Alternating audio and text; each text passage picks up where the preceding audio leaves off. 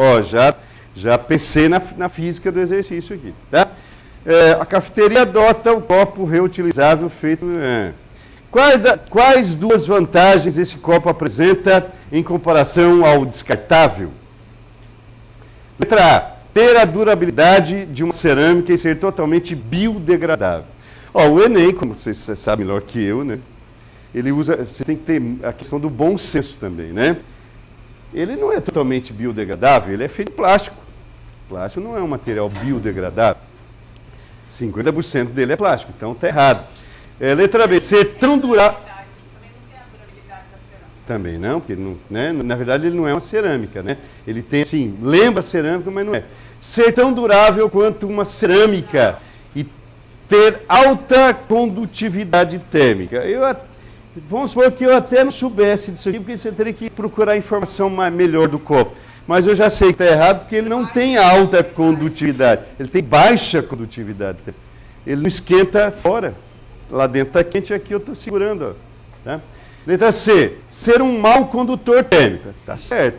E aumentar o resíduo biodegradável. Pelo contrário, se o cara está trocando metade do plástico por café, né, ele está reduzindo o lixo aí, né?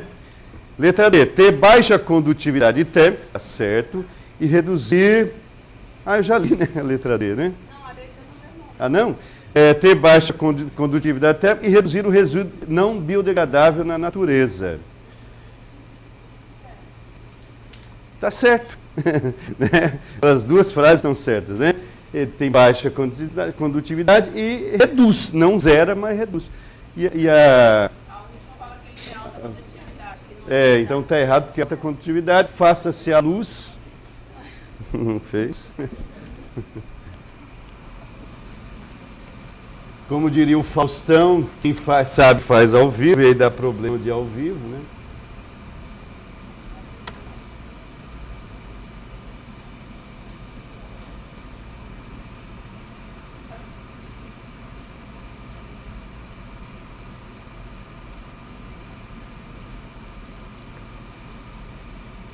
Aí. Então, resposta à letra D de dado, certo? Vocês acertariam esse exercício na sua provinha lá? Eu fiz, não sei qual na época. Né? Próximo exercício aqui, teria o terceiro aí da sua lista. Ó. O manual de um automóvel. O manual de automóvel alerta sobre os cuidados em relação à pressão do ar no interior dos pneus. Recomenda-se que a pressão seja verificada com os pneus frios. Ninguém faz isso, né, pessoal? Quando é que você vai verificar a pressão? Quando você já rodou, passou no borracheiro, no posto. A temperatura ambiente. Um motorista desatento a essa informação realizou uma viagem longa sobre o asfalto quente e em seguida verificou que a pressão P0 no interior dos pneus não era a recomendada pelo fabricante. Na ocasião, a temperatura dos pneus era T0. Após um longo período em repouso, os pneus do carro atingiram a temperatura T. Então era T0, passou a ser T. Durante o resfriamento, por que resfriou? Porque se ele viajou, o atrito do pneu com o asfalto, com as engrenagens, aqueceu o ar que estava lá dentro. Quando ele parou, esse calor não está sendo mais fornecido ao ar, o ar vai esfriar. Então teve o resfriamento do ar lá. Durante o resfriamento, não há alteração no volume. Não há alteração no volume dos pneus. Quer dizer que lá dentro o volume permanece constante. Que transformação poderia ser essa, hein? Dou uma dica, começa com ISO. Isométrica, isovolumétrica, né? Então o volume não alterou e na quantidade de ar no seu interior. Você não vazou ar. Se vazasse ar, ficaria meio complicado. Considere o ar dos pneus um gás perfeito, também denominado gás ideal. Durante o processo de resfriamento, os valores de pressão em relação à temperatura, né, o gráfico P por T, como é que seria? É uma questão, eu considero, de certa forma básica, mas em todo caso a gente tem que lembrar da teoria e da matemática aí. A equação geral dos gases, P1, V1, T1, P2, V2, T2, estado 1, estado 2. Vamos supor que sejam esses dois estados aqui, né? Então, durante a viagem era P0, V0, T0, que ele falou, usou o índice 0. Aí depois que ele parou, o estado, as variáveis passaram a ser P, V e T, sem o 0. Então a equação geral diz que se eu pegar o produto P0 vezes V0 dividir por T0, ó, vai comparando lá, tem que dar igual a PV sobre T. Porém, como o volume não variou, isso é uma transformação isométrica. Se a transformação isométrica, o volume sai da equação, né? O que sobra? Sobra que P0 sobre T0 é igual a P sobre T, início e fim. Lembrando que T é menor que T0 porque teve um resfriamento.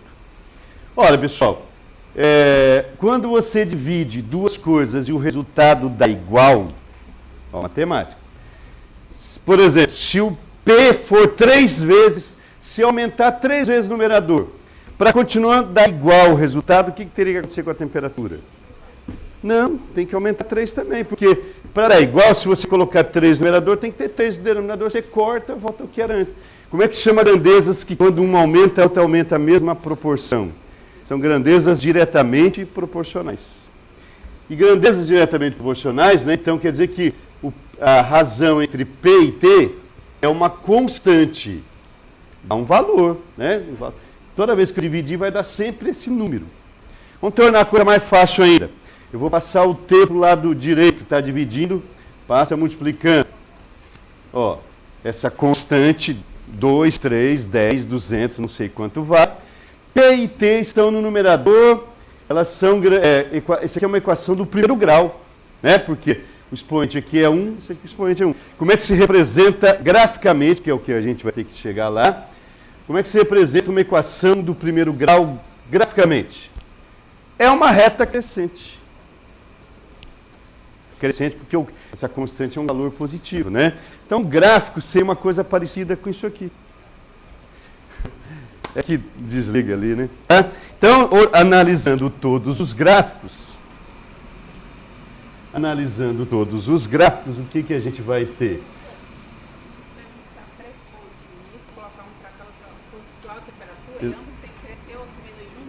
Exatamente. Quando cresce, outro cresce. Quando diminui, diminui.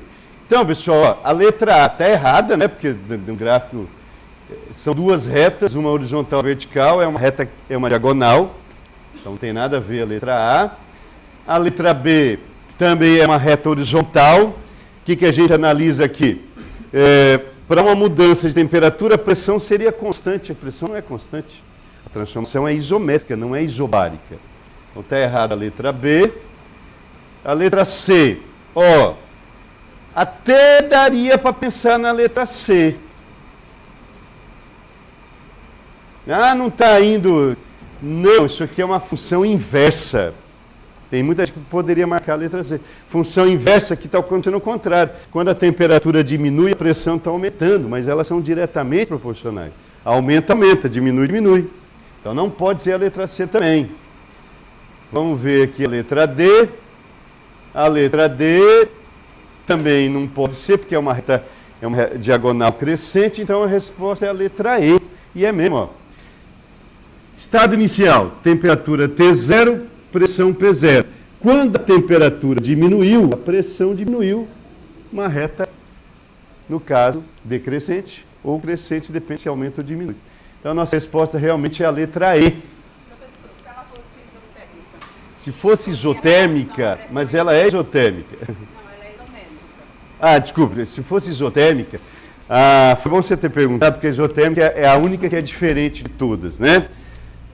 Na isotérmica, as grandezas que sobram, né? O que você faria? Você cortaria as temperaturas, ficaria PV igual a PV, né? Quando você multiplica duas coisas e o resultado tem que ser igual, se uma dobra, a outra reduz a metade. Tem que ser o contrário, para continuar a mesma coisa. Ó, a setinha, meus dedos. Quando uma dobra, a outra reduz a metade. O que isso aqui é? São grandezas inversamente proporcionais. Muita gente acha que o cara usa uma lógica errada. Quando é uma grandeza diretamente proporcional, é uma reta crescente. Então, se for inversamente proporcional, é uma reta decrescente, mas não é. Não é porque o gráfico não é assim, pessoal. Se você colocar os pares ordenados, não dá uma reta decrescente. Seria esta figura aqui. Vocês lembram o nome dessa figura? Se chama hipérbole. Então dá uma hipérbole. Toda função inversa é representada por uma hipérbole, certo? Que é parente da parábola. Não é a parábola porque a parábola tem uma boca ali, né? Certo? Então assim seria a transformação isotérmica, beleza? Então realmente a resposta é a letra E. Número 4, que também é de termologia. Em uma indústria alimentícia para a produção de doce de leite, doce de leite, utiliza-se um tacho de parede oca como entrada para vapor de água a 120 graus Celsius e uma saída para água líquida em equilíbrio com o vapor a 100 graus Celsius. Então o cara jogou vapor de água, virou a água líquida. Ao passar pela parte oca do tacho, o vapor de água transforma-se em líquido liberando energia, lógico, né? Para ela virar líquido, ela tem que perder calor, né? É a volta de gasoso para líquido, condensação. A parede transfere essa energia para o interior do tacho, resultando na evaporação da água e, consequentemente, a concentração do produto. No processo de concentração do produto, é utilizada energia proveniente... pessoal, tem muita gente que acha que Enem é só dar uma lida e resolver. Seria bom se fosse, né? Mas não é, você tem que saber teoria. Revisamos agora um pouquinho. Quais são as duas formas de calor? Calor sensível e calor latente. Sensível é o quimacete, que muda a temperatura, e o latente é o que muda de estado. Qual que é a frase que não devemos esquecer? Quando muda de temperatura, não muda de estado. Quando muda de estado, não muda de temperatura. Né? Ou seja, a lei de mudança de estado, isso é uma substância pura, tá? A lei de mudança é, ao mudar de estado, a temperatura permanece constante. Então vamos analisar. Se eu joguei vapor, e eu sei que é vapor, porque é acima de 100 graus Celsius, acima de 100 vira gasoso, né? E esse vapor virou água líquida, né? A 100 graus Celsius. Ora, até chegar em 100, se eu vou retirando calor, como é que se chamaria esse calor se a temperatura estaria variando de 20 para 100? 120 para 100. Se está variando, é o calor sensível.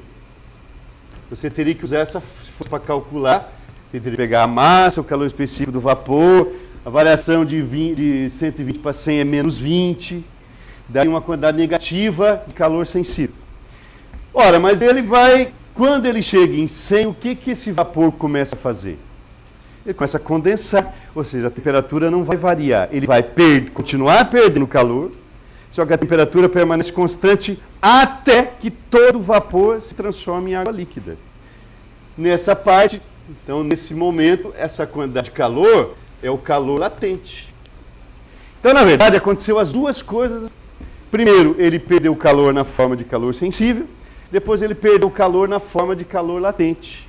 Então, qual seria a nossa resposta ali? Somente calor latente? Não. Somente calor latente de condensação? Nenhum dos dois. Proveniente do calor sensível e do calor latente de vaporização? Não, vaporização é o contrário, é a passagem do líquido para o gasoso. Do calor sensível e do calor latente de condensação. É a letra D. Só dá a letra D até agora? Não. O outro foi a letra E, né? Senão eu vou falar para você, na dúvida chute na letra D, mas não vai fazer isso não. Leia. Então a resposta nossa é a letra D, certo? Difícil ou fácil? Pessoal, como eu falei, é a questão da teoria, né? Se a teoria estiver clara na cabeça, fica tranquilo. Próximo aí, esse é bom, hein? Esse a gente fala, eu até falei, eu já contei essa história para vocês, mas é verdade. Você sabe que é mais fácil você convencer as pessoas com lendas do que com ciência, né? Minha mãe não acredita nisso até hoje. A panela de pressão permite que os alimentos sejam cozidos em água muito mais rapidamente do que em panelas convencionais. Por quê mesmo? Por que na panela de pressão fechada cozinha mais rápido que na panela aberta? Porque aumenta a pressão, é uma transformação isométrica. O volume da panela não vai... Quer dizer, muda, mas é uma mudança desprezível. Você não vai pegar uma panela, daqui a pouco ela cobre o fogão. Você não vai nem perceber. Então, o volume fica constante. Opa, nós vimos agora pouquinho. Se o volume fica constante, pressão e temperatura são diretamente proporcionais. Então, se aumenta a pressão, aumenta a temperatura. Então, a água aqui, numa panela aberta, ferveria a 100 graus Celsius, ela vai ferver só a 120, 130 graus Celsius. E se ela chegar a uma temperatura maior, aí é mais rápido. Ó, caiu no Enem também. Onde é que é mais fácil cozinhar batatas numa panela aberta? No Rio de Janeiro ou em La Paz, na Bolívia? Onde que é mais fácil cozinhar batatas com panela aberta? No Rio de Janeiro ou em La Paz? No Rio de Janeiro. Por quê? Porque no Rio de Janeiro, ao nível do mar, a água ferve a qual temperatura? 100 graus Celsius. Lá em La Paz, quanto maior a altitude, menor é a temperatura de ebulição da água. Lá em La Paz é em torno de 76 graus Celsius. Então, a água ferve mais rápido lá em La Paz, mas a uma baixa temperatura, 76. Então, se a temperatura não sobe muito, é mais difícil cozinhar. Então, no Rio de Janeiro é mais fácil. Mas vamos voltar aqui. Então, a panela de pressão permite que os alimentos sejam cozidos em água muito mais rapidamente do que em panelas convencionais. Sua tampa possui borracha de vedação que não deixa o vapor escapar, a não ser através de um orifício central sobre o qual se assenta um peso que controla a pressão. Ele vai despressurizando, né? Senão a panela explode. Quando em uso, desenvolve-se uma pressão elevada no seu interior. Aumenta a pressão lá dentro. Para a sua operação segura, é necessário observar a limpeza do orifício central e a existência de uma válvula de segurança normalmente situada na tampa. O esquema da panela de pressão e um diagrama de fases da água são apresentados a seguir. Marcão, eu posso ficar aqui? Pega aí. Que...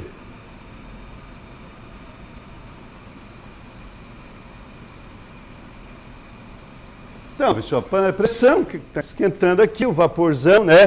O diagrama de fase é um diagrama que mostra a influência que tem a pressão na temperatura de mudança de estado. Nós já estudamos isso. Por exemplo, vamos pegar um ponto que nos interessa muito, 100 graus Celsius, aqui, ó. Quanto que é a pressão? 1 atm, é o nível do mar, né? Se estivermos no nível do mar, a temperatura de ebulição da água é 100 graus Celsius. Se eu estiver acima do nível do mar, você vai ter um aumento, uma redução da pressão, porque você sobe ao nível do mar, você tem menos ar sobre você. Menor pressão, menor temperatura de ebulição. É o caso de La Paz. Agora, panela de pressão, o que acontece? Você aumenta a pressão, vamos supor que fosse 2 atmosferas. A água ferveria a 120. Então, por isso que cozinha mais rápido. Na panela de pressão, não, lugar nenhum na terra, só no ar, né? Se fosse... Te garanto que você não vai querer cozinhar nada se você estivesse lá. Então, número 5, se por economia abaixarmos o fogo sob uma panela de pressão, então você vai lá, ferveu, o barulhinho, você vai lá e abaixa o nível do gás. Se abaixarmos o fogo sob uma pressão, logo se inicia a saída do vapor pela válvula, de forma simplesmente a manter a fervura, continuar fervendo. O tempo de cozimento, o que vai acontecer com o tempo de cozimento se eu reduzir a quantidade de calor que a panela vai receber? O que minha mãe acha? Que vai demorar mais, mas não é verdade. Não se altera. Por que não se altera, pessoal? Porque já chegou na temperatura de ebulição. E o que acontece enquanto tiver ebulição? A temperatura permanece constante. Então o tempo vai ser igual, você vai economizar gás, né? Só não pode, por exemplo, num dia no inverno muito rigoroso, que você vai abaixar o nível, de repente a temperatura baixa. Agora, ferveu e manteve a fervura, quer dizer que a temperatura é 100 graus Celsius, ou 120 no caso. Não vai nem aumentar nem diminuir. A pressão, a temperatura permanece constante, a mudança de estado físico. Então a resposta número 5 é a letra E. Não, a chama maior é até ferver. Depois você pode a menor e abaixar ainda. Ainda mais em Maringá, que não existe mais inverno. Exercício 6. A vantagem, está referente ao mesmo texto lá, tá? A vantagem do uso da panela de pressão é a rapidez para o cozimento de alimentos. Isso se deve à pressão no seu interior, que é igual à pressão externa. Não é, né? A pressão lá dentro é maior que a pressão externa. A temperatura no seu interior que está acima da temperatura de ebulição da água no local. É isso aí, não é? Você fez. Qual que é a grande vantagem de você aumentar a pressão? É que a temperatura está relacionada com a pressão. Então, se aumenta a temperatura. A água que ferve no local, se estivéssemos ao nível do mar, ferveria a 100 graus, vai ferver a 120. Então, ela vai subir mais. Então, letra B de bola, certo? Vamos ver a quantidade de calor adicional que é transferida à panela. A quantidade de calor vai ser a mesma, independente se você abaixa o nível, né? Mais. A quantidade de vapor que está sendo liberada pela válvula. Não, o vapor vai ser liberado só para não explodir o sistema, porque a pressão exatamente vai... Para que ela fique ali naquele estágio, né, você vai despressurizando a panela. A espessura de sua parede que é maior do que as panelas comuns. A espessura ela só vai influenciar na condução e não na mudança de estado físico. Depois que conduziu para dentro, pode ser que demore mais numa panela grossa, mas começou a ferver, ferveu. Então, realmente, é a letra B. Que realmente a panela de pressão, a espessura geralmente é maior. Mas aí é porque ela pode explodir, né? Tá? O exercício 7, o resultado da conversão direta de energia solar é uma das formas de energia alternativa que se dispõe. O famoso aquecedor solar aqui, né? Uma placa de vidro, pintada de preto, fosco, né? Aí tem um canozinho aqui, a água esquenta, por convecção, a água quente é mais leve, ela sobe, a água fria desce, certo? Tudo isso é física. O aquecimento solar é obtido por uma placa escura, coberta de vidro, pela qual passa um tubo contendo água. A água circula conforme mostra o esquema a seguir. Vou fazer um comentário rapidinho aqui. Se alguém quiser um aquecedor solar fazer na sua casa, gastando R$200 no máximo. Tem vocês às vezes vão encontrar isso na internet. É um pescador de uma cidade chamada Tubarão, Santa Catarina. Ele desenvolveu um sistema onde só usa garrafa PET, caixa de leite, e o mais caro é uma caixa d'água que você tem que comprar. Quanto custa uma caixa d'água, Marcão? O resto e cano. Cano você vai gastar R$10 de cano. E funciona, porque eu já fiz, tá? Funciona. A temperatura sobe, chega a uns 40 graus Celsius. Certo? São feitas as seguintes afirmações quanto aos materiais utilizados no aquecedor solar. Então vamos ver o que eu tenho que usar nesse aquecedor solar aí. Primeiro, o reservatório de água quente deve ser metálico para conduzir melhor o calor. Será que isso é inteligente? Vamos olhar lá o reservatório. A água esquentou e chegou no reservatório. Como é um reservatório, você pode ficar com ela aí por um bom tempo. Mas se isso aqui for metálico, o que vai acontecer? O metal é um excelente condutor de calor, vai esfriar. O ideal é que seja plástico. Aí você vai lá, põe um revestimento de vidro, lã de vidro, madeira, o máximo que você puder. Então, não deve ser metal. Mas hoje nem usa mais, porque aquilo lá é perigoso para a saúde, né? Número 2, a cobertura de vidro tem como função reter melhor o calor de forma semelhante ao que ocorre em uma estufa. É por isso que a placa é recoberta de vidro. Que quando esquentar o fato de ser escuro, vai acontecer a famosa radiação de corpo negro. Recebe luz visível e transforma em infravermelho, em onda de calor. Só que se estiver aberto, vai embora. Então o que o vidro que está em cima da placa preta vai fazer? Vai reter o calor ali. Ele é isolante. Se você colocar um metal, não vai adiantar. Então a 2 é verdadeira. A placa utilizada é escura para absorver melhor a energia radiante do sol, aquecendo a água com maior eficiência. Por isso que a gente pinta de preto. Alguém aqui já viu um aquecedor solar pintar de branco? O que a superfície branca faz com a luz? Reflete. E o que o preto faz? Absorve. Só que ele absorve energia, se ele absorve, cadê essa energia? Vira calor. Professor, no sistema lá, onde que dá essa fonte de luz? em cima aqui, ó. Aqui é tudo recoberto de vidro. Aqui é a placa preta, né? E aqui em cima é recoberta de vidro. Se você olhar nos aquecedores em cima das casas, você vai ver que tem um vidro em cima. Certo? Exato, em cima desse coletor, que ele chama de coletor aí. O que mais nós temos? Ó, bastante termologia, pessoal. Número 8. A refrigeração e o congelamento de alimentos são responsáveis por uma parte significativa do consumo de energia elétrica numa residência típica. Sim, né? Geladeira, freezer, ar-condicionado, gasta bastante. Para diminuir as perdas térmicas de uma geladeira, podem ser tomados alguns cuidados operacionais. Primeiro, distribuir os alimentos nas prateleiras, deixando espaços vazios entre eles para que ocorra a circulação do ar frio para baixo e o ar quente para cima. Verdade ou não? Marcão, vou voltar para cá. Verdade. Hoje, até que isso não é tanto assim.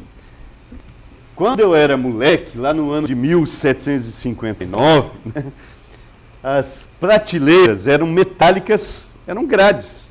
Vocês já viram prateleira de geladeira gradeada? Eu já até usava, às vezes eu usava na churrasqueira para fazer um churrasquinho. Não tinha grelha. Hã? Grelha, exatamente. E por que era assim? Exatamente para favorecer a tal da convecção térmica.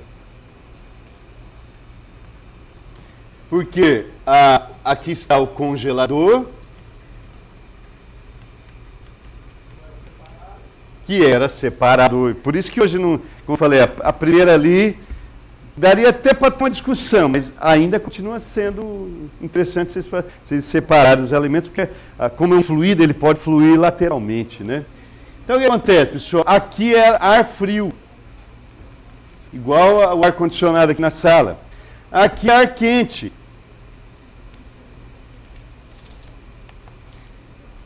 O que vai acontecer? O ar frio é pesado, é mais denso, vai descer, o ar quente chama corrente, vai subir, correntes de convecção, né? Essa troca de ar quente com ar frio.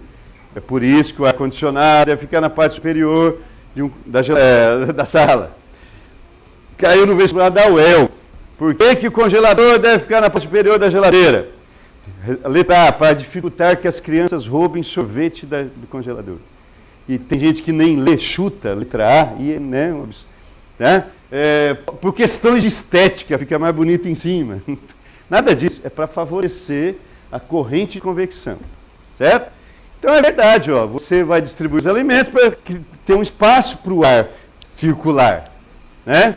Então, correto, primeiro. Número 2, manter as paredes do congelador com camadas bem espessas de gelo, para que o aumento de massa de gelo aumente a troca de calor no interior. Será que é verdade? Quanto mais gelo, mais gelado? Não, pessoal, não é verdade. É só vocês lembrarem, lembre da casa dos esquimós. Eles moram em casa do quê? Como é que é o nome da casa do esquimó? É o iglu. E do que é feito o iglu? É de gelo. E como é que eles não morrem de frio? Porque o gelo, ele é isolante térmico. Então, se você tem uma placa de gelo na sua geladeira, ela vai impedir isso aqui, ó. E aí tudo que você colocar aqui embaixo estraga, porque no ar frio não vai conseguir chegar, né? Cria uma placa de gelo e não consegue. O gelo vai isolar termicamente. Então não deve ter. O que você deve fazer? Descongelar a geladeira, para aquele gelo sair, né? Só não vai fazer o que muita gente vai pegar uma faca e começar a bater, que fura lá como é que chama lá? Serpentina. Não, aí já é diferente, porque aí é outro sistema, né? Por isso que, inclusive, pode ter congelador embaixo. Não depende desse sistema. Terceiro, limpar o radiador. O radiador é aquela grade que vocês colocam o tênis para secar, a cueca lá atrás, né? Limpar o radiador, que é a grade na parte de trás, periodicamente, para que a gordura e a poeira que nele se deposita não reduzam a transferência de calor. É exatamente, se você deixar tudo sujo ali, quanto mais matéria, mais difícil é o calor sair. Então, a 1 e a 3, onde é que está a 1 e a 3? D de novo, ó. Ó, pessoal, isso é coincidência, tá bom? Coincidência, não vai achar que... Como tinha um professor que falava, na dúvida, Somatória vai na marca 0,1.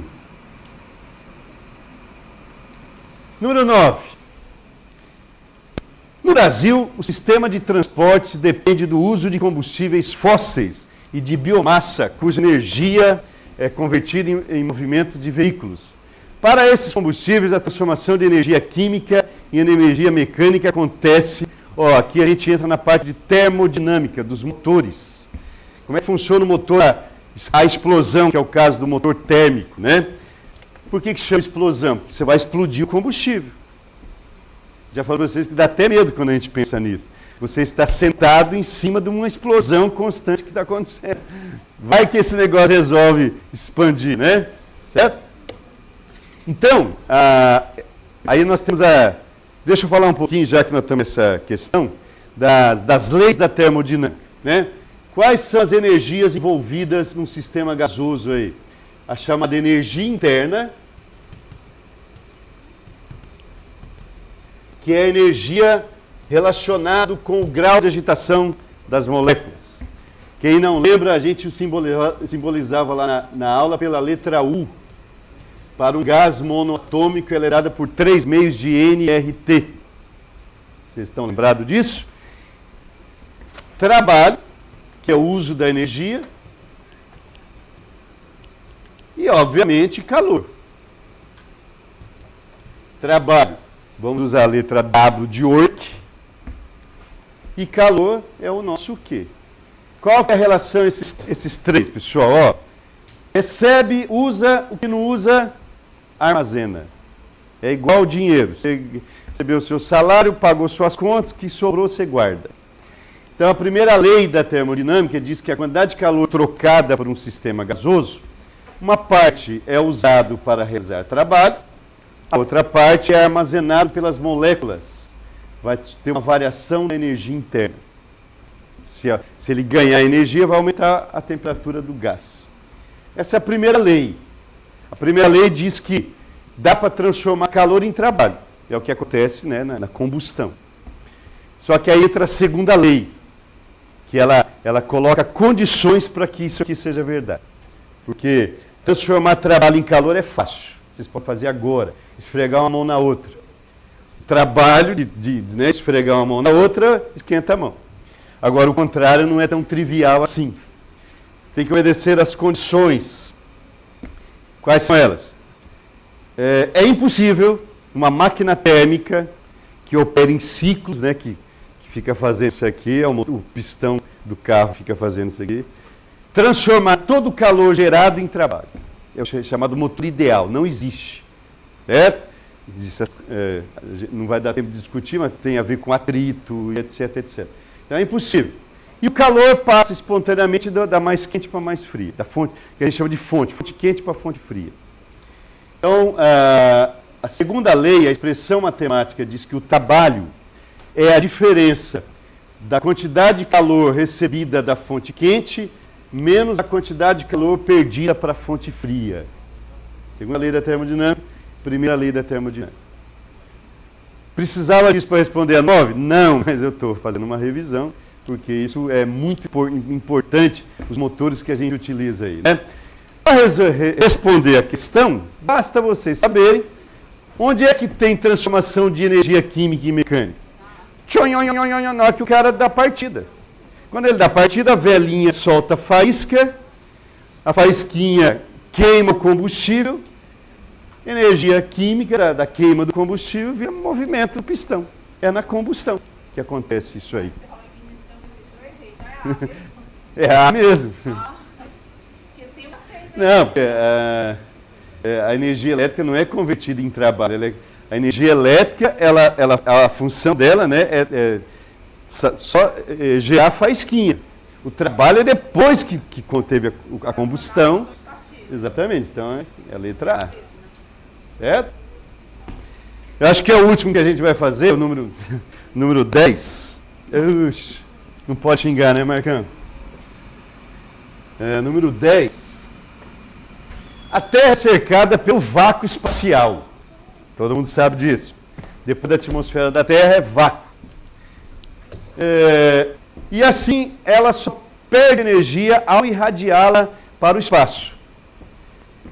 Ou seja, só tem um jeito da Terra perder calor. Não dá para perder por condução nem por convecção. Por quê, pessoal? Porque condução e convecção precisam de matéria. O que é a condução? É a colisão das moléculas transmitindo energia. O que é a convecção? Trocando matéria. Não tem, é vácuo. Agora, qual é a forma de energia que não precisa de um meio material para se propagar? Irradiação, as ondas eletromagnéticas. Então ela perde na forma de radiação. Tá? O aquecimento global que se verifica hoje decorre de pequeno desequilíbrio energético, de cerca de 0,3% entre a energia que a Terra recebe do Sol e a energia irradiada a cada segundo, algo em torno de 1 watt por metro quadrado. Isso significa que a Terra acumula anualmente cerca de 1,6 vezes 10 a 22 joules. Vixe, é energia pra caramba, hein? Considere que a energia necessária para transformar 1 kg de gelo a 0 graus Celsius em água líquida seja igual a 3,2 vezes a quinta joules. Se toda a energia acumulada anualmente fosse usada para derreter o gelo nos polos, considerando que estivesse a zero, o que não é verdade, a quantidade de gelo derretida anualmente em trilhões de toneladas estaria entre... assusta um pouco, mas eu digo para vocês que vocês vão usar apenas 2 dados desses todos que ele passou aqui. Os 2 últimos.